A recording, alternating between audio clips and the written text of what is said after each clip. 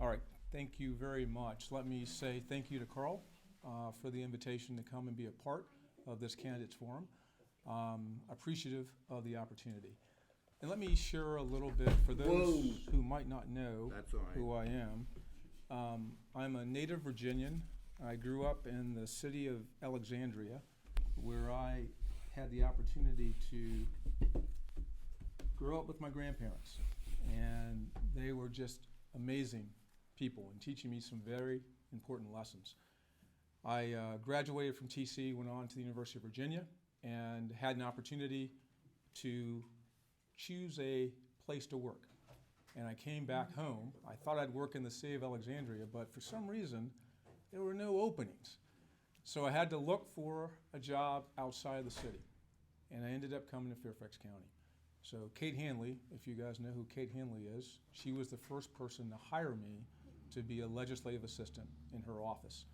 I have been in Fairfax County government now for 34 years. I've committed my life to this county. I love this county, and I want to make our community better. So since I've been on the board, it's now been 4 years, and it's been a pleasure and a delight to represent all of you on the Board of Supervisors. There's a number of issues that we've been very focused on. One is in the area of workforce and education. So thinking about how we can support and help those residents in our community who do not have the skills, the training, and education to get into the middle class.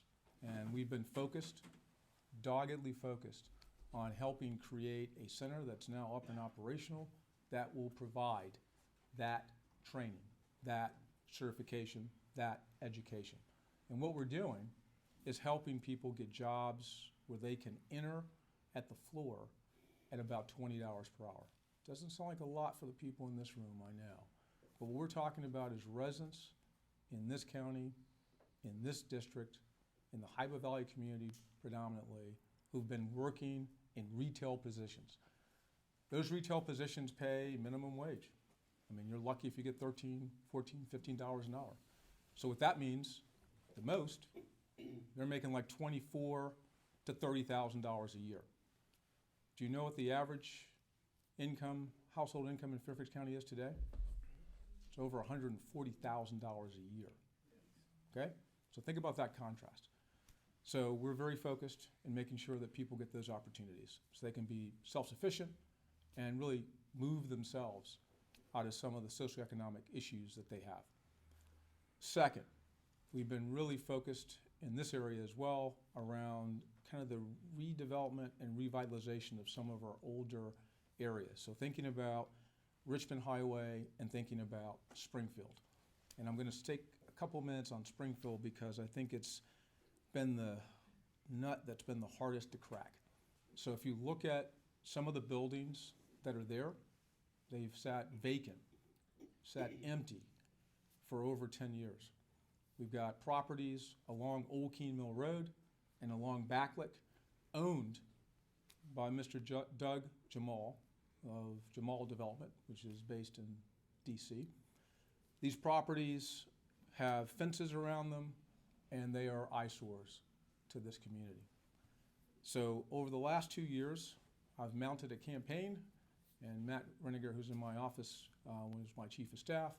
We were calling every single week to get Mr. Jamal to have a meeting with us to talk about these properties.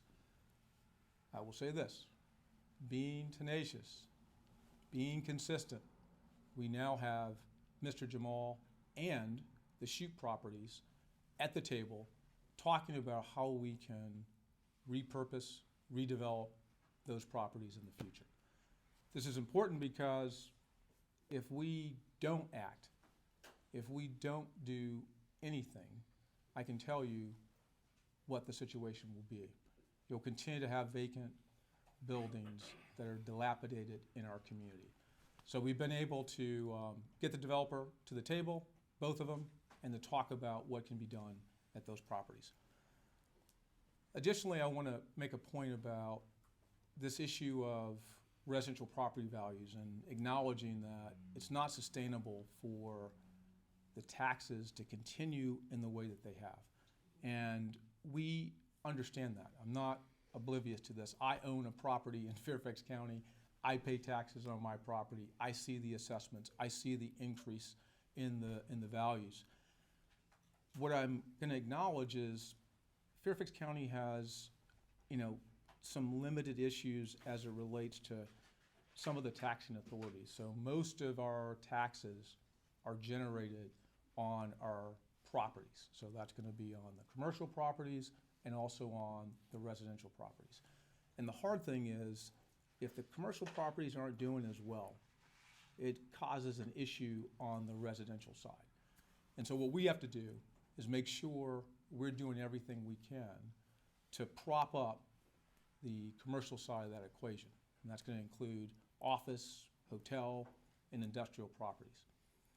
Additionally, what we have to do, which is a really difficult thing, but one that we have to continue to be dogged on as well, is working with the state legislature to get them to help us get a little piece of our payroll tax.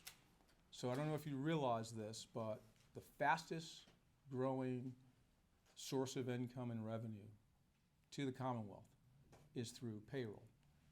Localities do not tax payroll. We don't have the authority to do that. It's not a possibility. It's only done in Richmond. So all those dollars that we collect up here for all the jobs that we have, those Fortune 500, all those large companies that are located in Tysons, Reston, and Herndon, who I can say I helped recruit many of them to this county. The people they hire, their tax dollars are going down to Richmond, and they're pretty much not coming back up here. So the thought is, can we get just a little slither? So think about this. When you pay your sales tax, there's a 1% allocation that comes back to Fairfax County. Could we get, maybe not 1% to start, but 0.25%, 0.5%, and maybe grow to 1% over time? Because I think that's how we'll be able to reduce this burden that we have, as it's really located on the commercial and residential properties here in Fairfax County. I also know that our communities want to have improvements. They want to have new trails, new sidewalks, and amenities, right? We want park facilities. We want improved schools. All these things do come at a price. It's not like we can just do them, but I argue that if we could get more revenues, if we could get a percentage of that payroll tax, and then look for ways to grow the pie on the commercial and industrial side, we'd be able to support many of those critical services in a more profound way. So these are some of the things that we're focused on, and I will just commit to you that my door is always open. We are available to answer questions, work on issues that the community has. We've taken great pride in being accessible and then also being able to get things done. So I would love to have you consider giving me your vote on November 7th, and I look forward to the opportunity to continue a conversation with each and every one of you. So thank you very much. You guys have questions? Who has a question? Yes. Bad news, huh? No, I've heard, and I haven't verified, that there's a surplus from the school board of budget. Does the Franconia District Supervisor have any sway over what happens when there's a surplus? How that money's spent? Can you repeat the question too, so the mic picks it up? So the question is that the schools have a surplus with their budget, is what is being said. And that the question is, does the supervisor have any sway with that? Let me start by saying the school board is an elected board. The school board is the entity that is responsible for the budget for the schools, not the Fairfax County Board of Supervisors. It's in the statutory authority that creates that school board and that elected position. It's an elected position, not an appointed one. So we do work very closely with the schools. Obviously, there's a transfer that the county makes on an annual basis. I have supported the transfer because I know how important education is to the companies that are here. So if you think about the workforce and the development of the workforce here in this county, we have some of the highest and largest companies. If you think about Fortune 500 companies that are located in Tysons and Reston, we've got lots of software development companies, lots of big data companies, and many others. And the thing that they care the most about is workforce. And for us to make sure that we have a pipeline, we have a way to deliver the best quality candidates to come in and fill the positions in those companies is through our educational system. So I fully support it. But going back to the question, the issue is the school board has that responsibility. We can certainly ask questions about their budget, but ultimately it gets handled directly by them. Yes, sir, back there. Yes, you talk about, how,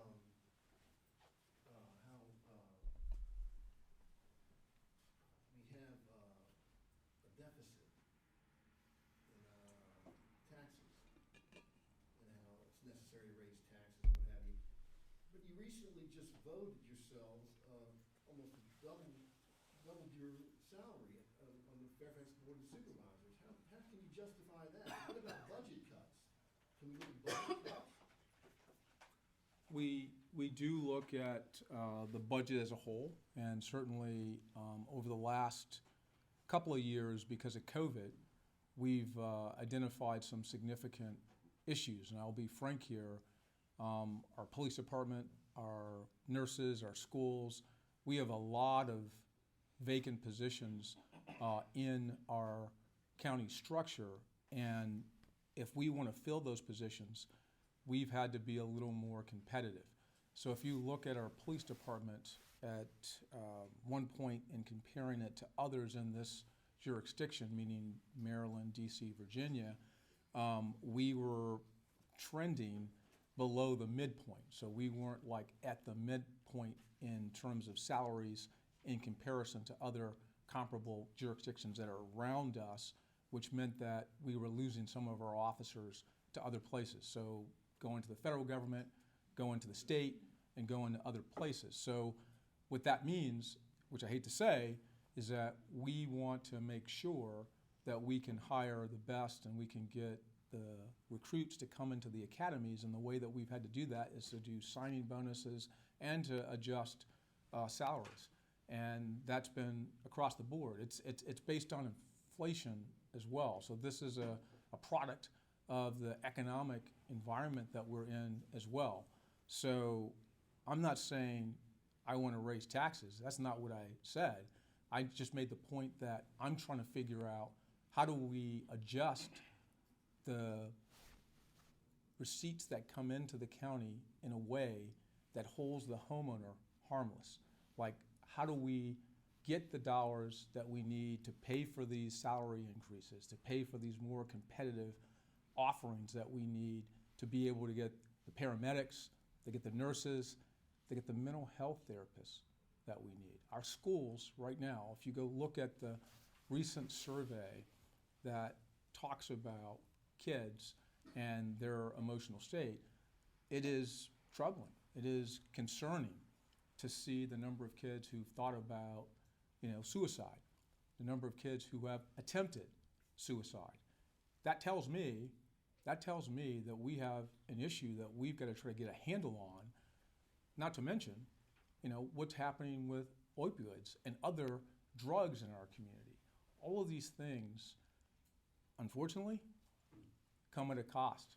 And do we just let it go? Do we just say, that's fine, let's not worry about that?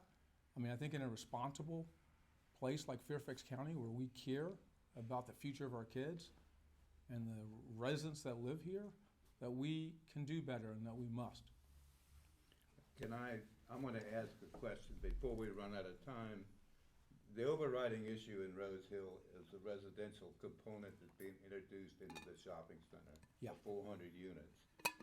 People electronically on the street or whatever on Facebook tell us on the, involved with the Civic Association, that we can't handle the influx of new residential development. We just can't handle it. Or this is a 70-year-old community almost, and everything was built to handle things for 70 years ago and towards a comprehensive plan.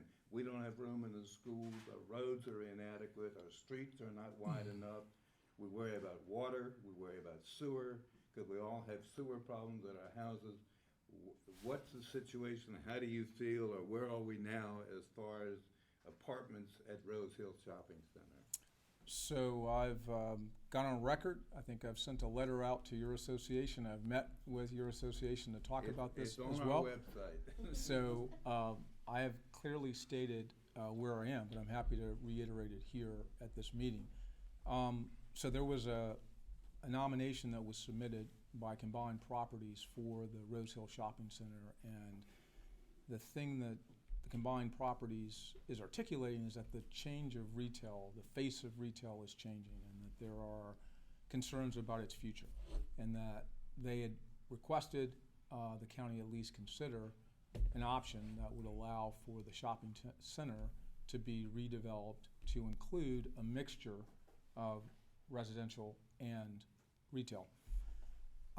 When I was informed of where the committee and the community was on this issue, because there were a number of meetings that were held, obviously with Rose Hill, which I attended, and then also with Bush Hill, which I also attended, to kind of talk about this project, we realized that we needed to defer it to allow some additional time to see if the applicant, that is Combined Properties, could do what I considered an inverse relationship with the residential and the retail. So basically asking them to look at a refined change proposal that would increase the retail and decrease the residential, kind of in the opposite way.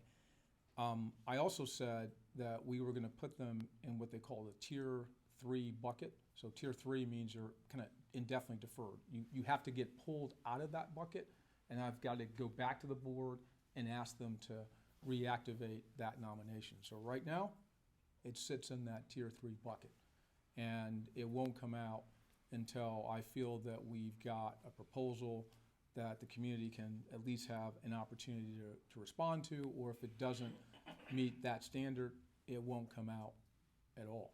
So I just want to be clear in saying that that is where we are right now. I don't want people to think I've made a decision, because I think there's some who have said that I have taken a position on this case. I have not. That's not how I operate.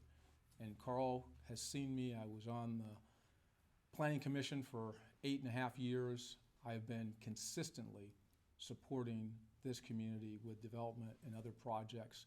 I've shown the community how I approach them, and I have never, ever taken a position before going through any process. And right now, this one is not decided, just so you're clear on that. One more, yes, ma'am. Yeah, and I just want to piggyback on, because Yeah. I'm with the North for Franconia Civic Association. But Ronnie, it's like, Yeah. residential development is just going exponentially beyond what we can handle. Where the government center is gonna be torn down, that's gonna be apartments. We're gonna have more apartments over here, we're gonna have apartments, top dog. I can't even get out of where I live on Larkspur, on Franconia. I mean, you can't even move, and there's a lot of cut through from Franconia, Van Dorn, everything. We are trapped, and all we keep getting is more and more housing, and more and more housing, and more and more housing. And I hear all this, it's all great, and you wanna get rid of the vacant buildings and get all these commercial people. It's all wonderful, but we are not able to move, and what happens to our quality of life, and what's happening in our shopping centers, where you can't even go out in broad daylight, and on and on and on. So I'm just saying these things because this has deteriorated to the point where we don't have the lives we had. And I understand that you're saying you're trying to do this to make it better, but better for whom? And at what cost to the people who are here? One more, yes, sir. Along the same lines, Sure. you recently voted for the Top Gun, Top Golf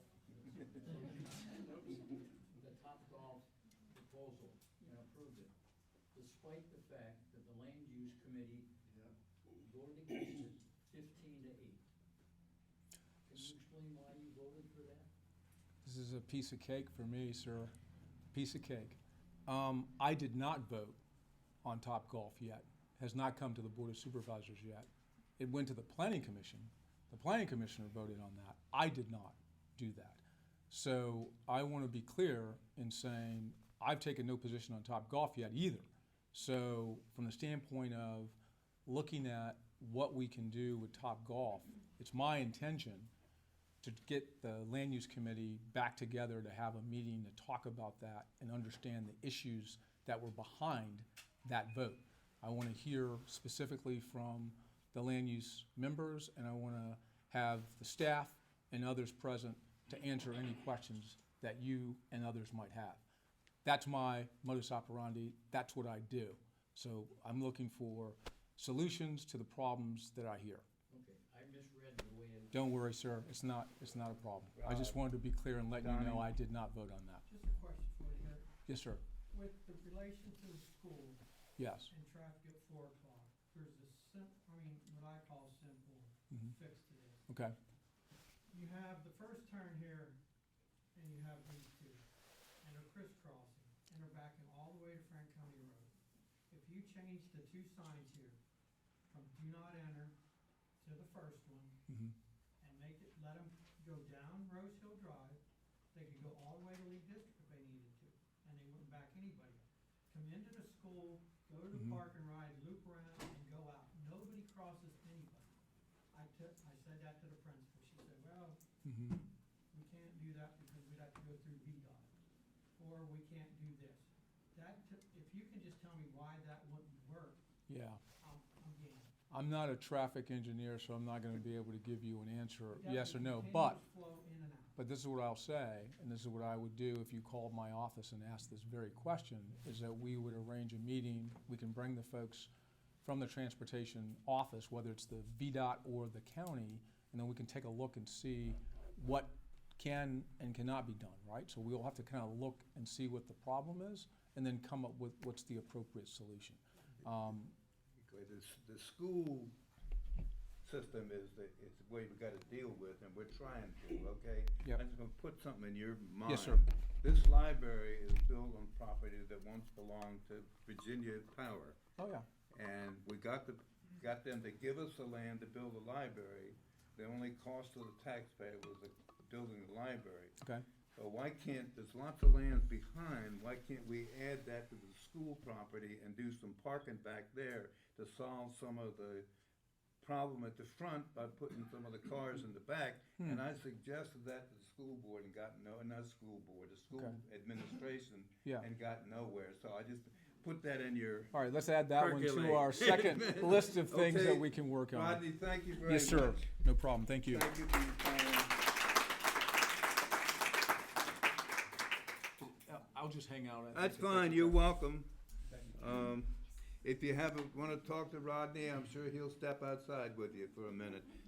Paul, you're up. Paul Beran.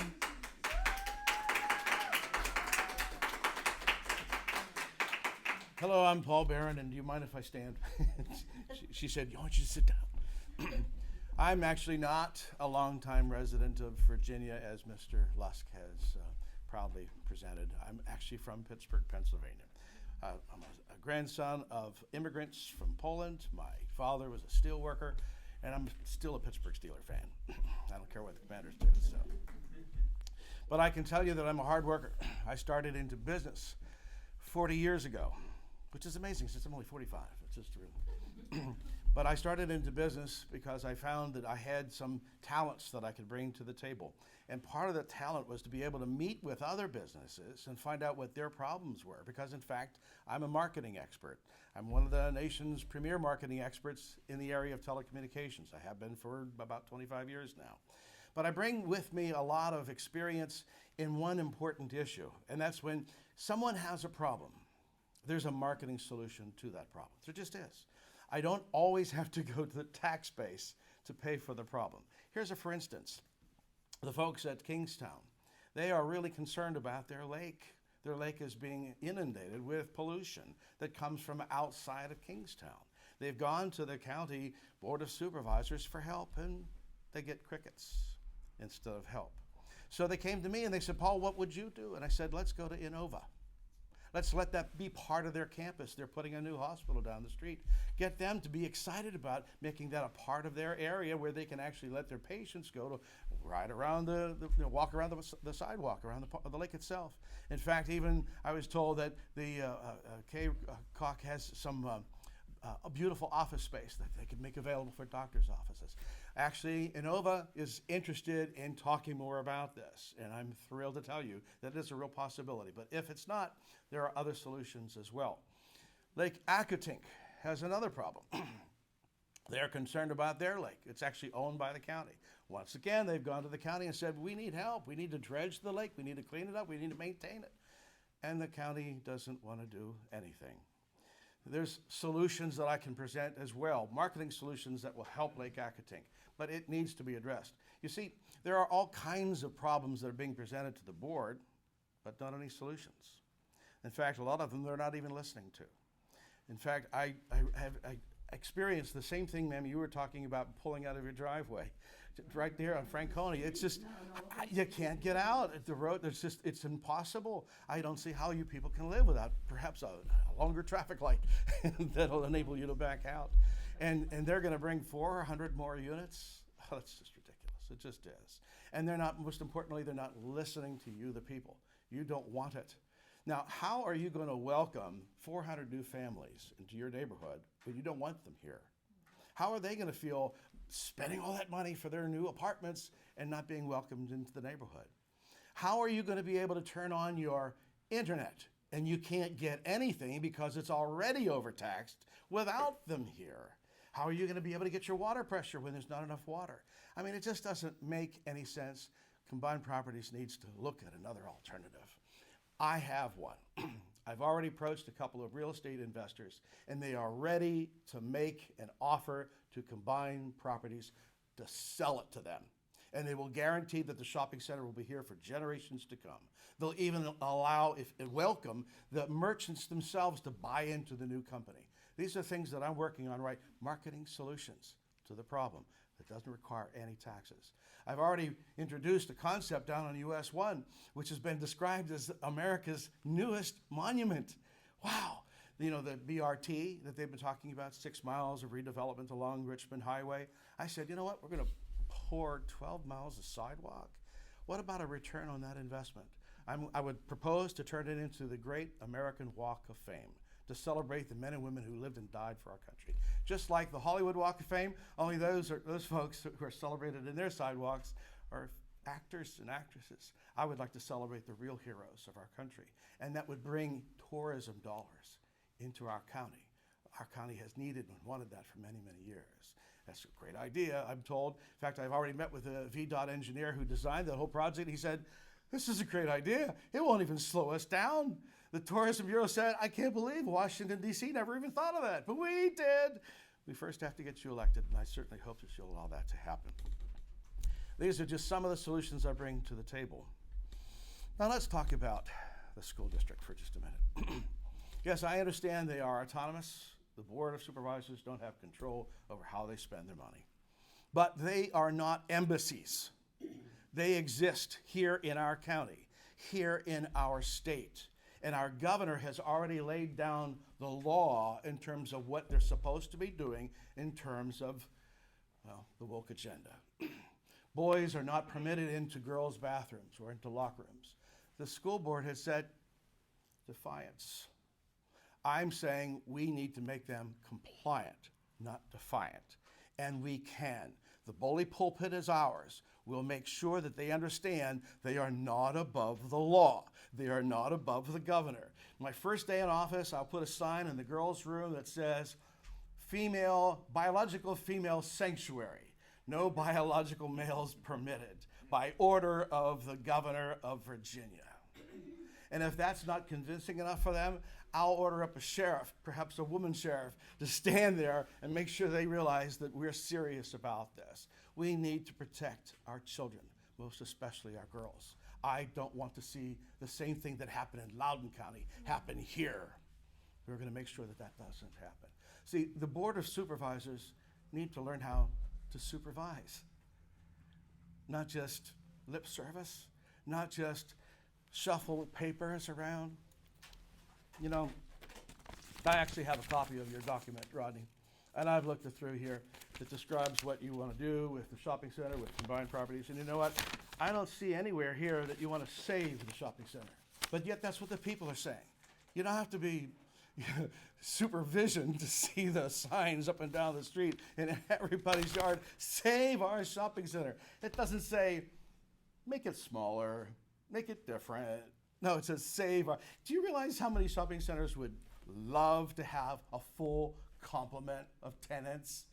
We actually have that. We have merchants here that want to stay. And the reason why is because they have customers that want to buy from them.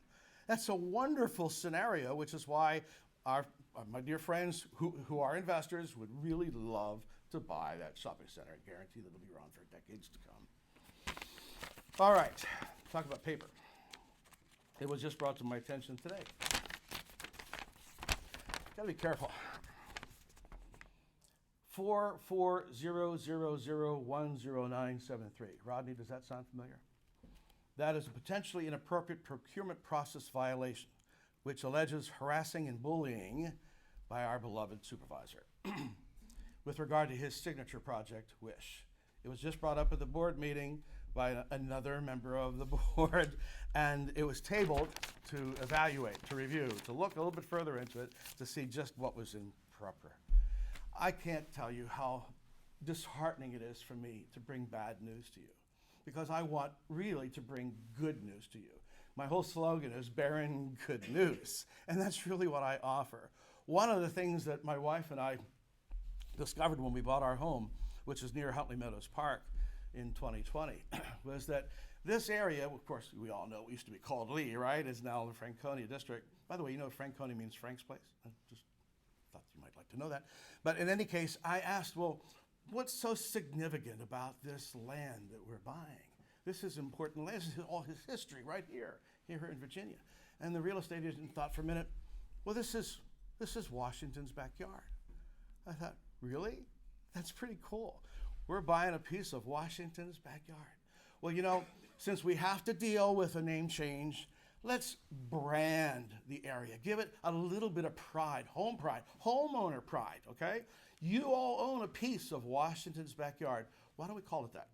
It's the District of Franconia, Washington's backyard. Live, work, and play here. So this is the kind of branding, the kind of marketing I bring to the district. I welcome your input. My door will always be open. In fact, I have a phone number which is ready to go right now. You can call me anytime, even after the election. Let me know what you feel. My door will be open. You know, one of the first things that I did when I decided to run is I stopped over to Mr. Lusk's office on Franconia Road, and I said, what's going on with this, the Potomac Banks project? We heard a lot about that last May. It was on the radio, it was on TV. What's going on with that? What is the latest on that? And his staff said, well, that's not us, that's Dan Storks. You need to call Matt Vernon for that. I said, wait a minute. I understood it was including this whole stretch of Richmond Highway, which is half of Franconia District. What do you mean it's not us? Well, that's Dan Storks. Okay. I'm telling you, elect me and I will make sure that you are represented, not only your desires and your needs, but I will make sure that we get a big piece of that. I even told Mr. Stork, I said, if you're lucky enough to get reelected, I will be your partner in this Potomac Banks. I think it's a great idea, along with Washington's backyard. Now I'm open for some questions. Questions? Yes, ma'am. Yes, ma'am. Explain your marketing solution for Lake Aquitaine Park. I realize that to keep the lake as it is, it needs to be dredged. But that would cost millions of dollars, truckloads of dredge materials going through that neighborhood. I often cycle through there, and I don't think that residents around Lake Aquitaine want that. So explain your marketing solution. Okay, I'll be happy to, no problem. When I read the task report on the Lake Accotink and what that was going to be required. And I saw the number of trucks that was going to be passing through the streets. I thought to myself, boy, this sounds really familiar. It was 1983, the home I had bought in Pittsburgh, just a brand new home. 3 months to the day of signing a 30-year mortgage, we had mine subsidence. The whole neighborhood collapsed in the center, 24 inches deep. Took half of the yards, the driveways, and the road. We couldn't even drive down into our neighborhood. The houses were fine. It's just that whole area. And what I did was I met with the chief geologist at the time of the Office of Surface Mining. His name was Dr. Jesse Kraft. God bless him. He's gone now. But he actually and I worked together to build a cement island under Pittsburgh now, with the epicenter being our front yard. And we found that the Office of Surface Mining has mountains of fly ash, and they need more. There's such a tremendous amount of mine subsidence occurring along the coast of Virginia, and we are completely undermined throughout Virginia here. There are mine shafts running underneath of us that we could tap into. We could actually, theoretically, again, this all requires me to being on the board to be able to make these kind of commitments, but we could simply pump that sediment down into the mine shafts below, and it'll run through the mines underneath without having to transport it all. Again, this is in theory, but I've already contacted the Office of Surface Mining, and they're ready to talk to me once I become a part of the board. Mine shafts, man. Deep mining, yes, there's deep mining, and they buy that material. No, I'm not, I'm quite serious. They buy that material, yes, ma'am. Go ahead. I am so impressed by the refreshing degree of putting the problems back to the employees, back to the workers, instead of taxing us further. And I appreciate that you bring all of this fresh knowledge, fresh experience, and I am so grateful that you are running and that, God willing, will win. I just want to know what you might have planned for. Could you tell us more about the shopping center and the people that might buy it? I think we need to hear good news. Well, I actually invited them to come here tonight, but they would prefer to have a low profile just as yet. They don't want to be inundated and quite possibly get the whole process slowed up further. They have done some investigation on the property. They realize that the property is actually owing back taxes, $300,000 in back taxes already. So there are a lot of details that need to be worked out before they're ready to make an offer to combined properties. And but they're excited. I have to share one thing with you. One of the potential buyers was a former commercial property owner not far from here, who is a victim of bullying by our county. He was forced to sell his property for $1 million less than it was worth. And frankly, he is excited at the opportunity to make amends, to be able to turn that small windfall of cash that he received by having to sell his property for an apartment complex, I might add, and be able to turn that into good. And he's looking forward to being a part of the solution. So I just want you to know that there is hope, a lot of it. And I spoke with one of his partners today, and she was coming out. They want to meet also with the merchants. They want to make sure that they have leases, for long term, because they've already been told by the current owner that their leases will be terminated, that they won't be able to afford to continue staying in their property. So there's still a lot of negotiating that needs to be done. I can't tell you absolutely that it's going to go smoothly, but I can tell you this. If I get elected, and hopefully you allow that to happen, I will not let that shopping center be torn down, because I will stop that zoning from changing. I promise you that. And if Combined Properties doesn't know that, let them know that. Be sure and tell them that. And all of a sudden, this offer will sound pretty attractive. Yes, sir. So I know the signs say Save Our Shopping Center. Yes, sir. I think that's kind of the convenient way to state the general consensus, because it fits on a sign. Mm-hmm. But I think if you actually talk to people in the neighborhood, particularly younger people, they view that shopping center as a relic of the 60s or 70s or whenever it was built.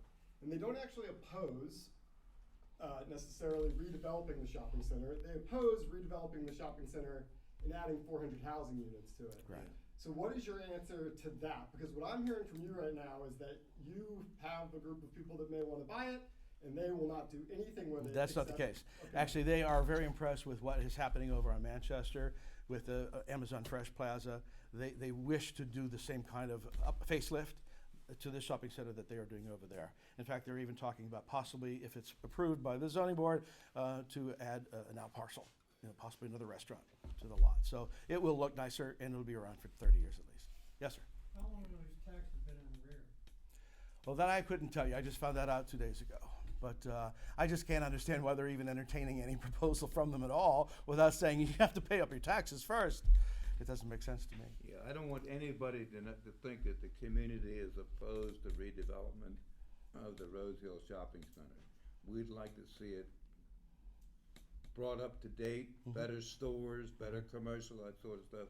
We just can't handle the traffic and the infrastructure. Our infrastructure can't handle more residential development. Amen. But we'd love to see that shopping center upgraded.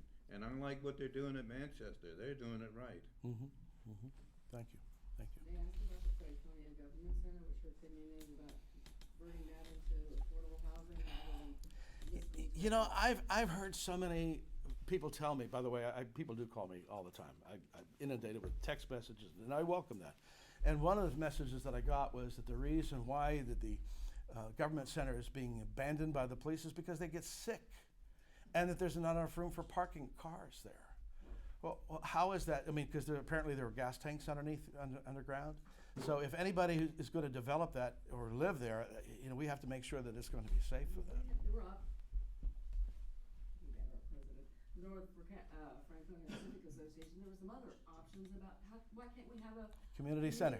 Yes, I've heard that. Yeah, that'd be wonderful. Why can't we have some green space? Why can't we have a place for our kids to go? Why can't we have something walkable? Why do we have to have more housing? And right now, you're just adding more to the congestion. So we're trying to find out why we couldn't have a different solution than putting more. And a nice green space will add more value to the homes around it. Right. And enjoyment. Yeah, I would be absolutely supportive of that. We're just looking, it's not pushing people out, it's just allowing the people who are there to be able to still live there and move around. Can I also comment about safety? Does everybody? Question? Go ahead. Okay. Does anybody feel unsafe? Oh, yes. Okay. And of course, we all know that our police department is down. And I am told by members of the police department that one of the reasons, if not the main reason why they are thinking or have already left is not so much the salary, that's certainly part of it, but the mismanagement of the whole department. They don't like the way the department is managed. And yes, of course, money is an issue for everyone, right? We all want affordable housing. I've already met with several HOAs, and I've said, would you consider allowing a police officer to buy a property or rent a property in your facility, in your community, and you waive the HOA fees for them, or at least a part of that? Because that's built-in security for you. In fact, they can even park their car there at their property, and that alleviates the parking problem that they were having at the government center.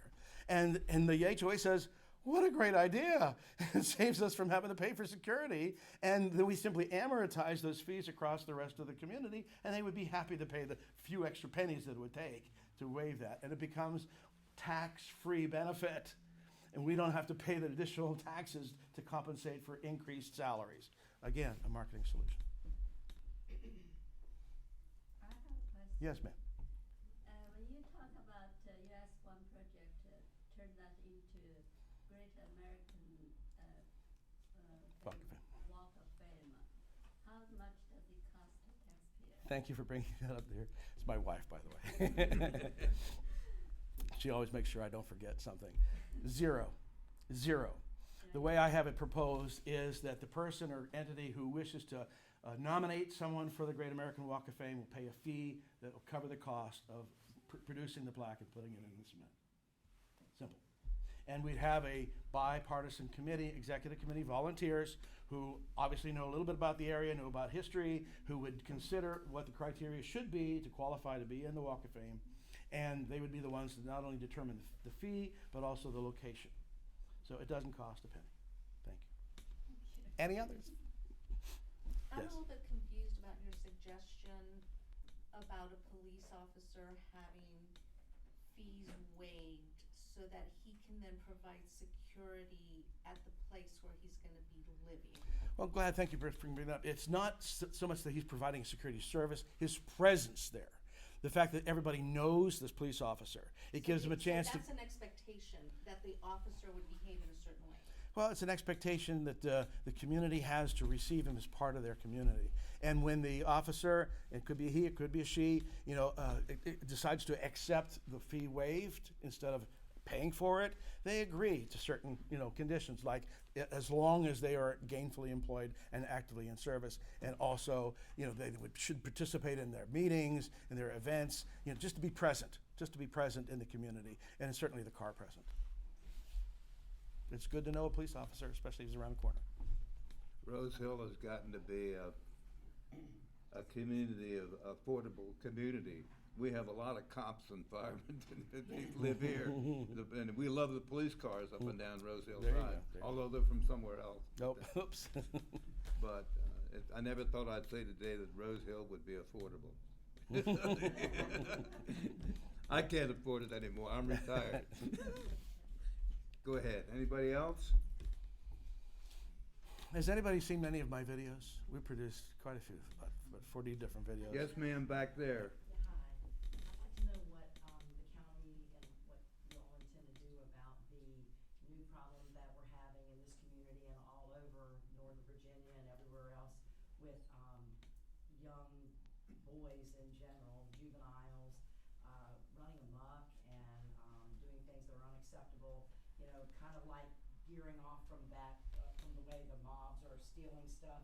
I've experienced it twice now personally myself, and McDonald's is not allowing children under the age of 18 to come into their restaurant unless Understood. there is an adult of 21 with them. They can only chaperone 4 people. They had a lot of trouble. I've been in a store recently in a Walgreens where about 7 or 8 boys just thought it was funny. They were scaring the death out of the people working there, and they were throwing stuff around, pretending like they were going to steal. And I think it's becoming more and more of a problem. I went to 7-Eleven the other night. There's a cop in the 7-Eleven, police officer there. More and more you see police officers on patrol in the evenings in various places because we're having these problems. What are we doing about it? Yeah, that's the safety issue that I brought up earlier. And it really is there's no quick fix. I'm not going to say that there is. It really is a community participation event. I mean, what we have to do is we first of all have to increase the pride in the community, because a lot of folks are telling me, I'm out of here. I'm moving as soon as I can afford it. As soon as I can retire, or as soon as my job, or whatever, they don't want to stay because they feel so unsafe in the area. So if we can increase the pride, which is what I'm trying to do with both the Walk of Fame project as well as the Washington's Backyard, that people will want to stay here, then maybe they'll actually want to participate a little bit. Hey, put that back if they see somebody stealing something. If they feel threatened, they're now ready to defend rather than flee. Okay, so that's one of the steps. Second step is to get more police officers. We have to do that. We absolutely have to do that. And if we can, sorry, did you want to say that? If we can turn around the mindset, I hate to bring this up, but the person who's in charge of safety of our whole county is sitting right back there. Perhaps he has some better suggestions. But the fact is, we need to do something, and we need to do it right away. Yes, sir. And you have to dump that $1,500 steel money. That is just stupid. You know what? You bring up a great point. I actually met with Attorney General Mayaris, and I said to him, what are we going to do with a prosecutor who doesn't prosecute? That is part of the problem that the police are facing. They feel futility, going out to capture the bad guy, and then they don't get incarcerated. They just get released back out on the street again. We need to do something about that. And last one over here. Okay. Yeah. Yes, sir. You just said that we need more police. How are you gonna pay for it? Well, for starters, one of the things I've already proposed was trying to find a place for them to stay that's a little bit more affordable by waiving their HOA fees, or at least a part of it. I know that's a part of it. That's a part of the process. Pardon? How are you doing that? Well, if we are going to take a look at where the budget is being allocated, where all of the money is going, particularly so much going to our school district, yet they are not performing like they used to, and You told me that we need to have an educated population, and now you're saying we gotta cut back on school. Oh, no, not at all, not at all. But if you have an increase of budget and a decrease of students and a decrease in performance, there's something wrong with that balance there. We haven't had a decrease in students. Oh, yes, we have. We have fewer, right now we have fewer students than we had last year and fewer from the year before. And a lot of our students are being shipped to private schools and being homeschooled because of the bad performance of the school district. Whether you know it or not, the schools dropped 14% this rate after they quit their cheating. That was Okay, you around- guys have had your say. Okay. Thank you very much. Thank you, Carl. Thank you very much. Thank you. Rose, I just thought of something. It isn't, we can't ask Rodney and the candidates to do everything. The community's gotta do some things for itself. And one of the problems, we have a problem in McDonald's comes from a specific private school that's on our doorstep. And we had good relationship with them for years, and there's a lot of kids there, a lot of problems. We need to go back, the community needs to talk to them again to get them to help us control the kids who go to McDonald's as soon as they let them out of school. So, you know, that's something we can do, that we don't need to ask the police to do that. You know, decent human beings can get together and solve problems. Mark, you're on.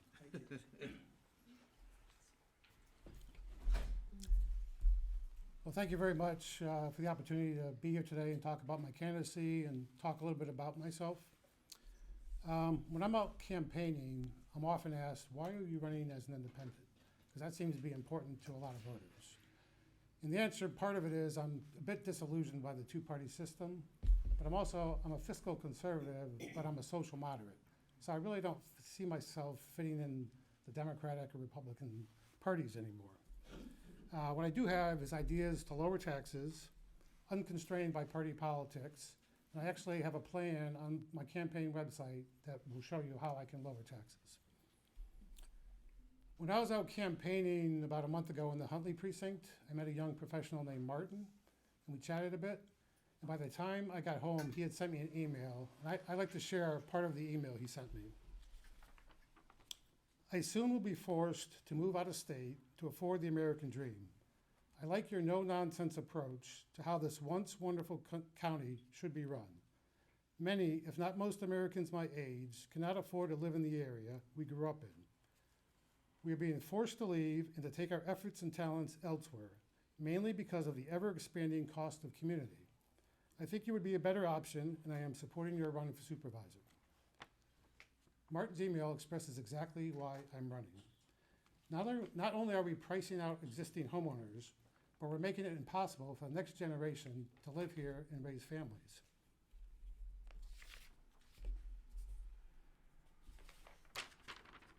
So I'd like to tell you a little bit about myself. So I've lived in the county for over 30 years.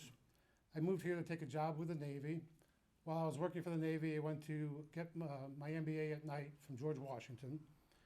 I retired as a senior executive after more than 30 years with the federal government. Most of my career was focused on budgeting and finance. My wife and I raised 3 children, all of whom were educated in county public schools and went on to graduate from Virginia public universities. So I'm a firm believer in providing the schools the necessary funding they need to run a first-class school system. What I do not believe in is giving them more than they need, so by the Board of Supervisors automatically rubber stamping the proposed school budgets. FCPS spent $3.3 billion in fiscal year 23. Their current budget this year is $3.8 billion. Does anyone in this room believe that they're going to spend $500 million more dollars, $500 million, to educate essentially the same number of students? As a supervisor, I'd certainly be asking that question. Let me talk about land use a little bit. I believe development should be focused around metro and other areas where public infrastructure can support increased housing without impacting traffic. I will not support land use decisions that don't have the backing of the affected community. That comes from personal experience. I used to live in the Mount Vernon district, a great neighborhood. Then a developer came along, started buying up the houses, and he doubled the density in our neighborhood, all contrary to the comprehensive plan. I led a neighborhood effort to fight it, but in my opinion, I just got lip service from the then Mount Vernon District Supervisor, Mr. Stork's predecessor. Our house ended up an island in a sea of McMansions. And it just wasn't the same neighborhood anymore.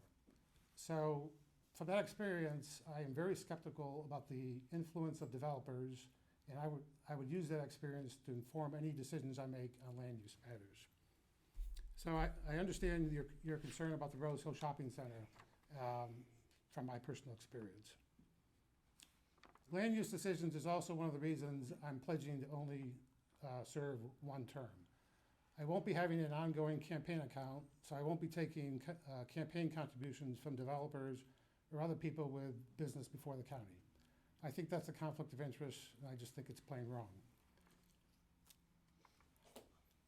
You can check out that pledge and all my other pledges at my campaign website, including my pledge to donate my board salary to county charitable organizations. And if anybody didn't get a business card of mine that has my campaign website on it, please see me when we're done. In closing, I'm running to be a voice for fiscal restraint on the board. Re-electing the incumbent, with all due respect to Mr. Lusk, means remaining on the path of increased unaffordability. I don't have any deep pockets, I don't have significant endorsements, and I don't have a slick campaign slogan. What I do have is a strong work ethic, and I have ideas for ensuring that people like Martin, who I spoke about earlier, can raise families in the county, and that people of my generation can afford to stay here. Again, I thank you very much for listening to me, and I appreciate the opportunity to talk to you today. Questions? Yes, sir. Yes, can you explain your tax proposal? Sure. So it's actually like a 3 or 4 page plan on my website, but I'll try not to go into so much detail. But it essentially involves, for one thing, so half of the county dollars goes to the school transfer. And by the way, the schools are responsible for executing the budget. That's the Board of Supervisors who fund the county portion of the school budget. So, like I said, the schools is half of the county budget. So step one, I keep that transfer flat for 4 years. Again, you have a $5 million, you have a $500 million discrepancy or difference between what they're spending now and what they're funded. Pay raises are about $150 million a year, plus they'll be getting increased revenue from the state. Plus, enrollment is projected to go down. When you look at the 2020 census figures, it shows that each succeeding cohort of kids is a little bit lower than the next cohort. And if you don't believe me, you can look at the county's joint capital improvement committee. They're forecasting the same thing. So you keep the transfer flat. They'll be getting additional revenue from the schools. Plus, you don't, so the surplus from the previous year, you don't spend it, you retain that, and then you use it to fund ongoing years. I mean, the current board has funded, or has spent routinely, the county ends up with about $400 million in annual surpluses. The current board just spends that. They never reserve a penny for tax relief. So in essence, they overtax us, but then they spent the money without giving it back to us. Yeah. Okay, so that's half the problem right there, is you keep the school transfer flat.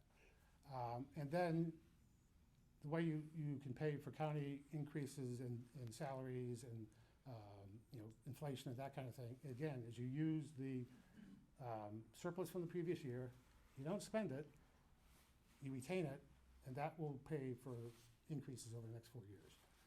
So I don't know if I did it justice verbally. I'm much more articulate in writing than I am verbally. So I would encourage you to go to my website and look at the plan. Thank you. Anybody else? Yes, Donnie? Is there any way, I don't know who would handle it, is to keep the school bonds off of every election cycle? Now they want another $4 billion this time. I don't know the answer to that question. So I don't know. Sorry. But the bonds are usually for capital improvement projects. But they had $1 billion before they skipped this one. Now they want how many, I don't know what the, Depends on what they're building, the two different budget bills are one, or I But it's just always looked something at the extra. school system anyway. Donnie, you're not gonna like this, but I'm gonna tell you that bonded indebtedness is the cheapest way to pay for things. For the taxpayer.